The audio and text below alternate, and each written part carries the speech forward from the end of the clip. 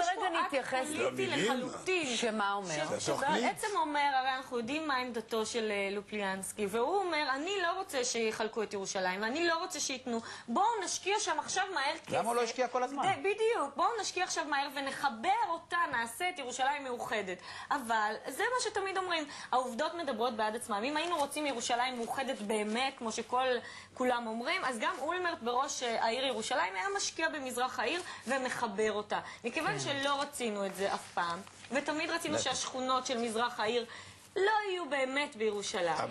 הרי גם אם יחליטו, מתי יחליטו את ההחלטה הזאת על פירוק ירושלים? זה אחד הסמלים, אחת הפרות הקדושות הכי חשובות של ישראל.